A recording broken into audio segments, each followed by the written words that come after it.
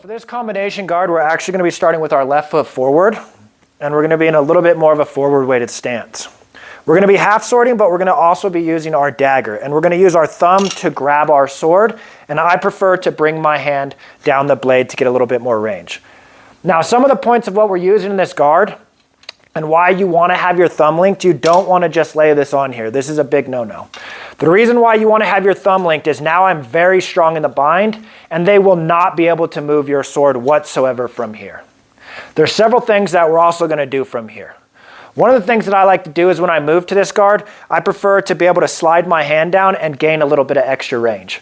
The reason is if my right foot is forward and I'm just in range to hit my opponent, if I switch to my left foot at the same place, I can't normally hit. But if I slide that hand back, I have the same exact range that I had with my right foot forward, which is very, very tricky.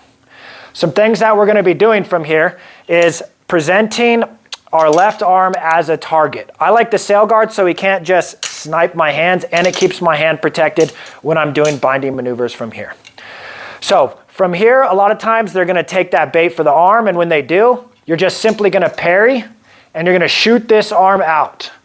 A lot of times you can get just the straight arm extension. Sometimes you'll need to lean, and sometimes you'll need to step if they retreat. When I do this, I prefer to get a quick shoot from my hips as I split my dagger at the same time. So he attacks, I split the dagger, and I shoot the hips at the same time. This gives me a quick and a powerful motion and a quick and a powerful parry. So he attacks, just snapping it forward. A lot of times you don't even have to parry from here.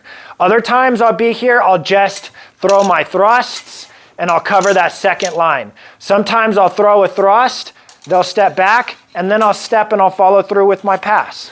Some other things that you can do from here is if he thrusts the outside, you can release that dagger to get that cross parry still, and you have that thrust. Another thing we can do from here is if they attack to the right flank, is parrying down with the dagger, attacking over with the sword, either to the arm or the face. A lot of times they're coming forward, so it's a lot easier to hit. Some other things that we can do from here is you can get a lot of good blade traps, or you can just simply move the sword over and lock and come forward. You can assault forward like this, being able to present with dagger or with sword. You can assault forward to just a little bit and then still getting this thrust, or you can pass and getting pushed for a strong lockout, which locks out his dagger, and you have all these different places that you can hit. Some other things you can do from here is that if they attack you, especially if they're a rusher, you can just move your dagger, get that locked, and present that sword tip and get to the face. Sometimes when we do these movements, it helps us if we get our head a little bit offline. Another good thing that we can do from here is if he attacks through our dagger and sword, we can get a good lock, thrust with our sword, and follow through with our dagger. Another thing that we can do here is if they thrust towards our right side, you can parry with your sword tip. Now the reason why you can parry with the weak part of your sword is because you have this grip, okay?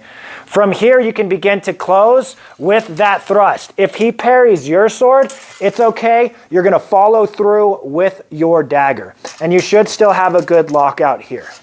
Once again, what that looks like. Another thing that we can do from here is if he thrusts downwards towards the leg, we're going to bring that sword down, okay? From here, there's several things we can do. We can thrust towards the leg. We can continue with our left foot forward and get some attacks with our dagger while closing the second line and worrying about his dagger as well. Or we can pass to the side and then get that leg or get that inside and still be able to attack. So the front view on how I prefer to get into this guard. Take my offhand, I use my thumb, I grab it with my thumb, and I align it with my dagger. Now I have a dagger specifically made right here to be able to protect my thumb and notch in a certain way. And then I like to hold my sword low. Now what's important here is that when we're holding our sword, we want to still get a good amount of protection. So from here, I am protected from my tip all the way down, keeping me safe. You don't have to have a two-handed rapier, but it helps because you get a little bit more range. But even just going from a single finger grip to a hammer grip can gain you enough range to defeat your opponent. Now I have a specific sword that I had made to be able to make this easier with the flambers, with the divot being right where I like to hold to make my grip even easier. So here's a good example. This divot allows me to set here and sink. So once again, this is our position. When you're in this guard, do not let your tip sway offline or you will become vulnerable. Now, sometimes what I'll do is as I get closer on my enemy or the fight progresses, I'll pull my sword back farther and farther, bringing my tip back, which will let me get closer and closer and easily get those shots off.